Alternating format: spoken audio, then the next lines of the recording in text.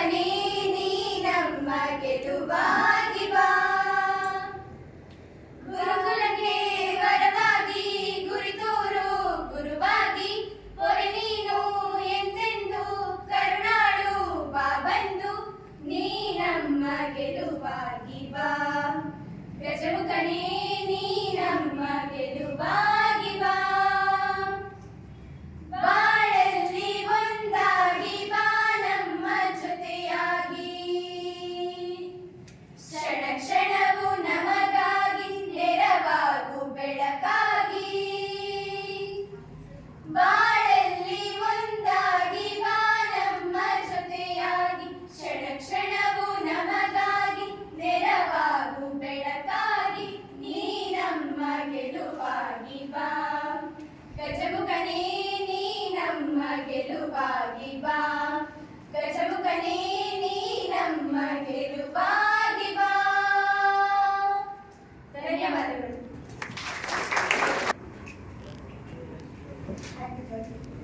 Thank you girls for a wonderful prayer. Now, as the name itself suggests, Adarsh means ideal. So now we are all here with the ideal person, Shri Adarsh Gogresan, orator and lecturer, who also knows Sanskrit very well and a mathematics lecturer also, who is all the way from Karkala here. If I am right, such first arrival and visit to our school was in 2018. So his inspiration for thousands of students. We can remember that day when we invited first to our school. That day it was raining very heavily. Even though the whole auditorium was soundless and the voice of sirs was thundering and vibrating, we can't forget that day even today. So it's really a privilege to be with us. So today he is going to train our students how to overcome exam fear and develop confidence to face future life challenges. So over to others, sir. Welcome, sir.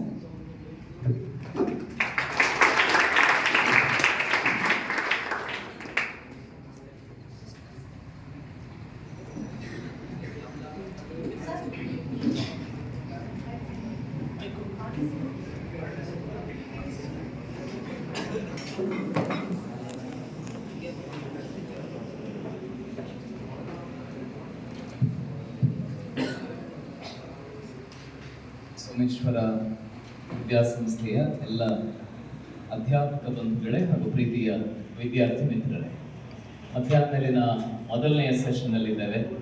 Fully loaded. ಆ ಕಡೆ ಈ ಕಡೆ ಮನಸ್ಸು ಆಲುವಂಥ ಹೊತ್ತು, ಹೊಟ್ಟೆ ಗಟ್ಟಿಯಾಗಿದೆ, ತಣ್ಣನೆ ವಾತಾವರಣ ಇದೆ. ಒಂದು ಗಂಟೆ ಸುಮ್ಮನೆ ಕೂರಬೇಕು, ಅನಂತದ ಕಡೆಗೆ ಕಣ್ಣುಗಳು ಹೋಗುವಂತ ಹೊತ್ತಿದ್ದು, ಹೌದಲ್ವಾ? ಇನ್ಫಿನಿಟಿ ಕಡೆಗೆ.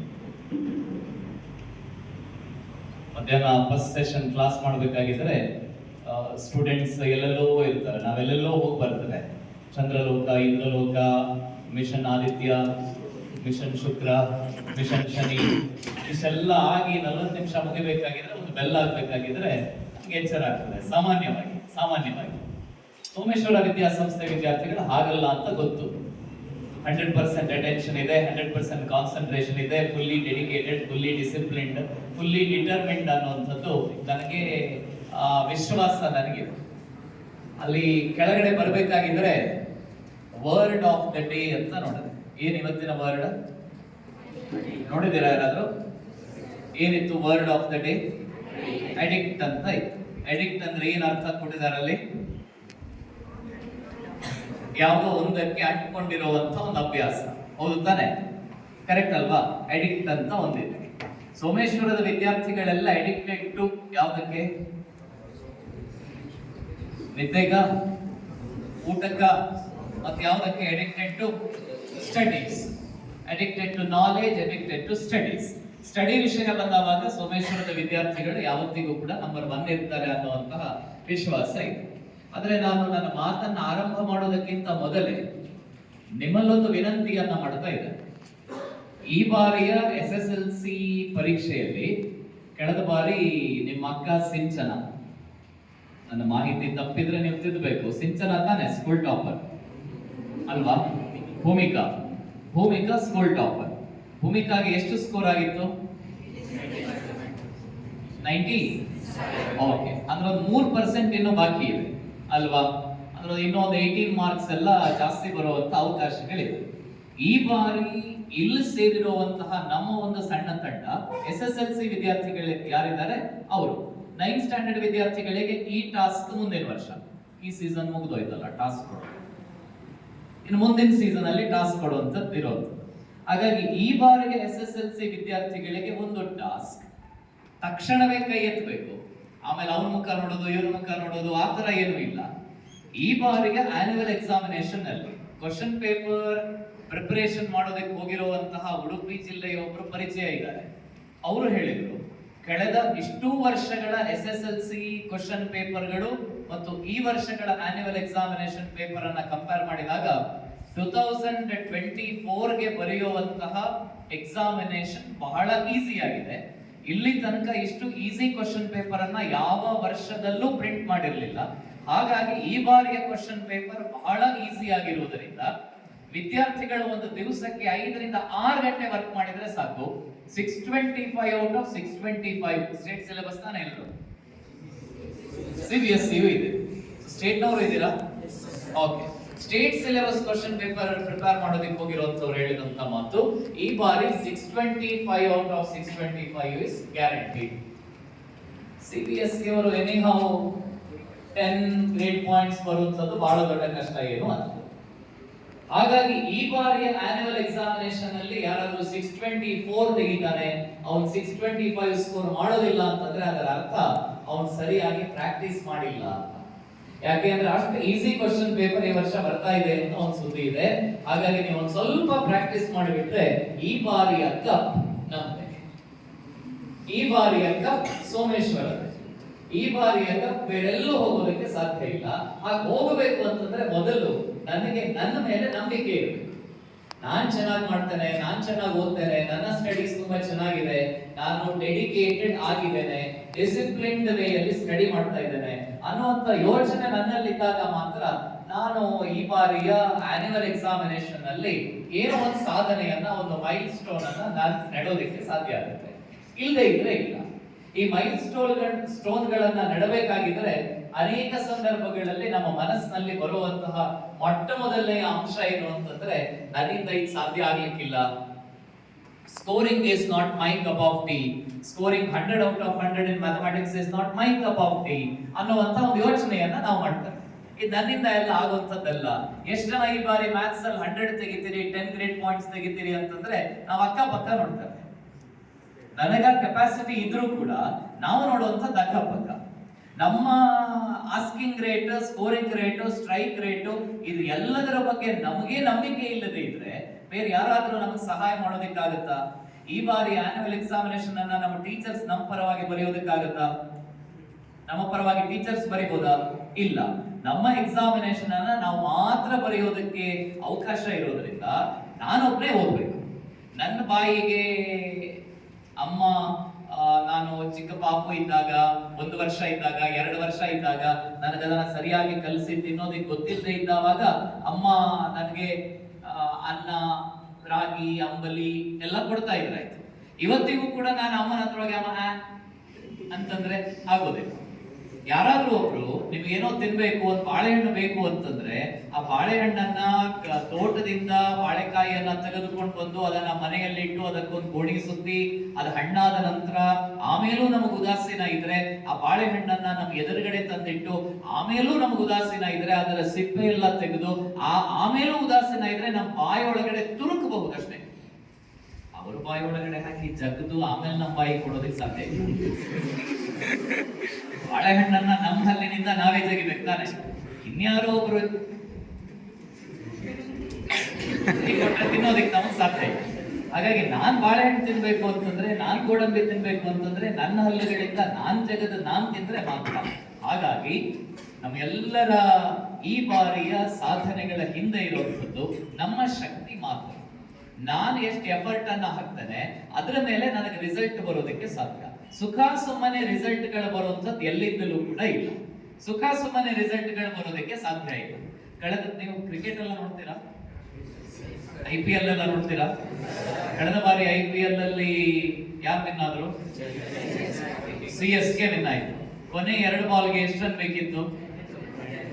10 ರನ್ ಬೇಕಿತ್ತಾ? ಅಲ್ಲ 8 ರನ್ ಬೇಕಿತ್ತು. 10 ರನ್ ಬೇಕಿತ್ತು. ಮೊದಲನೇ ಬಾಲ್ ಏನಾಯ್ತು?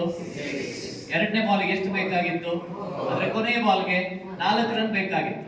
ಕೊನೆ ಬಾಲ್ಗೆ 4 ರನ್ ಬೇಕಾಗಿದ್ದಾವಾಗ ಜಡ್ಡು ಹೀರೋ ಕೂಡ ಆಗಬಹುದಾಗಿತ್ತು ಅಥವಾ ವಿಲನ್ ಕೂಡ ಆಗುವಂತ ಅವಕಾಶ ಇತ್ತು. 4 ಹೊಡೆದು ಬಿಟ್ರೆ CSK ಪಾಲಿಗೆ ಜಡ್ಡು ಹೀರೋ, 4 ಹೊಡಿದೆ ಇದ್ರೆ 1 ರನ್ನು 2 ರನ್ನು ಔಟ್ ಆಗಿಬಿಟ್ರೆ CSK ಪಾಲ್ಗೆ ಜಡ್ಡು ವಿಲನ್.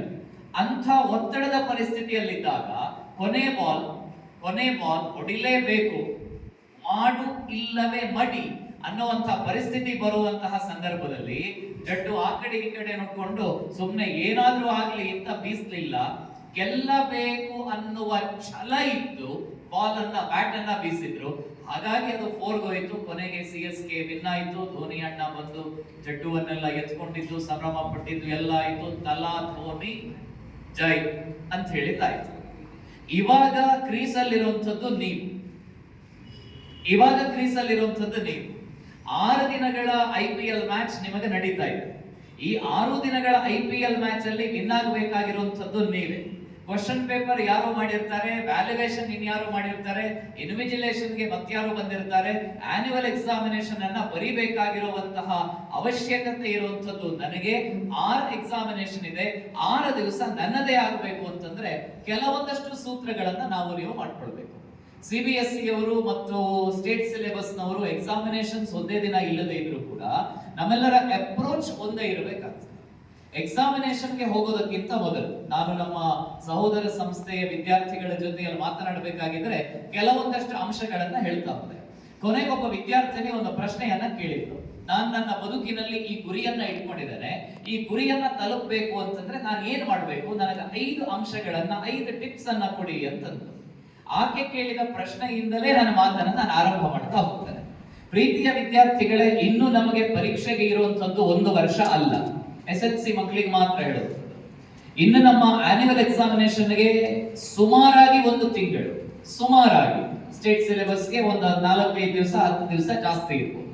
ಅಂದ್ರೆ ನಾವು ಇಷ್ಟು ವರ್ಷಗಳ ತಪಸ್ಸು, ನೀವು ಎಷ್ಟು ಜನ ವಿದ್ಯಾರ್ಥಿಗಳು KG ಇಂದ ಸ್ಟಾರ್ಟ್ ಮಾಡಿದಿರಿ, ಎಷ್ಟು ಜನ ನರ್ಸರಿಯಿಂದ ಮಾಡಿದಿರಿ, ಎಷ್ಟು ಜನ ಪ್ರೀ ನರ್ಸರಿಯಿಂದ ಓದ್ತಾ ಇದ್ದೀರಿ, ಎಷ್ಟು ಜನ ಅಮ್ಮನ ಹೊಟ್ಟೆಯಲ್ಲಿ ಇರಬೇಕಾಗಿದ್ರೆ ಸ್ಟಡೀಸ್ ಅನ್ನ ಸ್ಟಾರ್ಟ್ ಮಾಡಿದಿರಿ ಗೊತ್ತಿಲ್ಲ ನನಗೆ.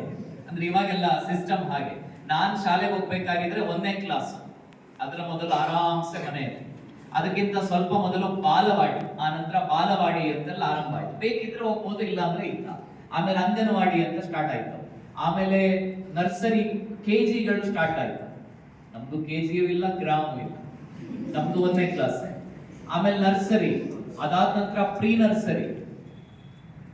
ಈಗ ಯಾವ ಕೋರ್ಸ್ ಇದೆ ಅಂತ ಗೊತ್ತಿಲ್ಲ. ಅಮ್ಮನ ಹೊಟ್ಟೆಯಲ್ಲಿ ಇರಬೇಕಾಗಿದ್ರೆ ಒಂದು ಕೋರ್ಸ್ ಗೊತ್ತಿಲ್ಲ, ಆ ತರದ್ದು ಏನಾದ್ರು ಸಿಸ್ಟಮ್ ಇದೆಯಾ ಅಂತ ಗೊತ್ತಿಲ್ಲ. ಮುಂದಕ್ಕೆ ಬರ್ಬೋದೋ ಏನೋ. ಅಮ್ಮನ ಹೊಟ್ಟೆಯಲ್ಲಿ ಅಭಿಮನ್ಯುವಿನ ಕಥೆ ಕೇಳಿಲ್ವಾ? ಅಭಿಮನ್ಯುವಿನ ಕಥೆಯಲ್ಲಿ ಚಕ್ರವ್ಯೂಹದ ಕಥೆಯನ್ನ ಕೃಷ್ಣ ಹೇಳ್ತಾ ಇರಬೇಕಾಗಿದ್ರೆ ಅಭಿಮನ್ಯು ಒಳಗಡೆಯಿಂದಲೇ ಭ್ರೂಣವಾಗಿದ್ದಾಗ ಒಂದೊಂದಿನ ಕಾಲ ಬರ್ತದೆ, ನೆನ್ಪಿಟ್ಕೊಳ್ಳಿ. ಹೊಟ್ಟೆ ಒಳಗಡೆ ಮಗು ಪಾಪು ಆಗಿದ್ದಾಗ ಮ್ಯಾಥ್ಸ್ ಮೇಷ್ಟ್ರು ಬಂದ್ರು, A+B² ಒಳಗಡೆ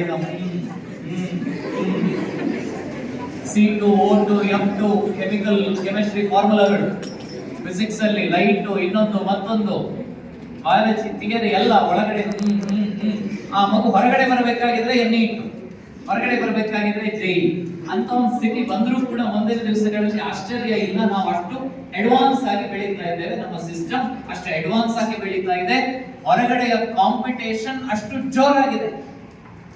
ನಾನು SSLC ಮಾಡಬೇಕಾಗಿದ್ರೆ 80% ಬಂದ್ರೆ ಊರಿಗೆ ನಾನೇ ವೀರ ಶೂರ ಹಮ್ಮೀರ, ಏನ್ ಸನ್ಮಾನ ಕರೆದವರೆಲ್ಲ 80 ಬಂದಿದೆ. ನನಗೆ ಇಂದ್ರ ಚಂದ್ರ ದೇವೇಂದ್ರ ಅನ್ನೋಂಥ ಅನುಭವ. ಆದ್ರೆ ಇವತ್ತು 80% ಬಂದ್ರೆ ಎಷ್ಟು ಮಾರ್ಕ್? 80 ಅಂತ ಹೊರಗಡೆ ಹೋಗ್ತಾರೆ. ಇವತ್ತು 90 ಬಂದ್ರೆ, 95 ಬಂದ್ರೆ, 99 ಬಂದ್ರೆ ಕೇಳೋಂಥವ್ರೆ ರಿಲೇಟಿವ್ಸ್ ಒಬ್ರು ಕಾಲ್ ಮಾಡ್ತಾರೆ ಅಷ್ಟೇ. 10 ವರ್ಷಗಳಿಂದ ಕಾಲ್ ಮಾಡದೇ ಇರುವಂತ ರಿಲೇಟಿವ್ ಪರೀಕ್ಷೆ ಬರುವ ತನಕ ಕೂಡ ತುಂಬಾ ಚೆನ್ನಾಗಿ ಹತ್ರ ಬರಬೇಕು. ಪರೀಕ್ಷೆ ಗೊತ್ತಿಲ್ಲ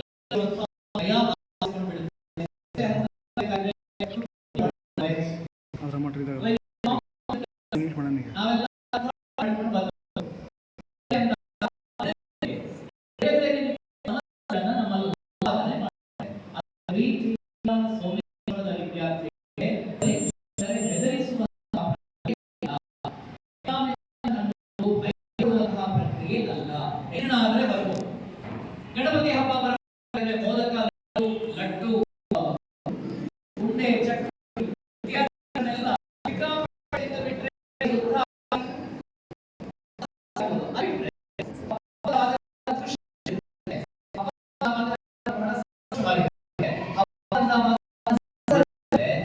ಬಿಟ್ರೆ ಪರೀಕ್ಷೆ ಎಂಬುದು ಹಬ್ಬ. ಈ ಪರೀಕ್ಷೆ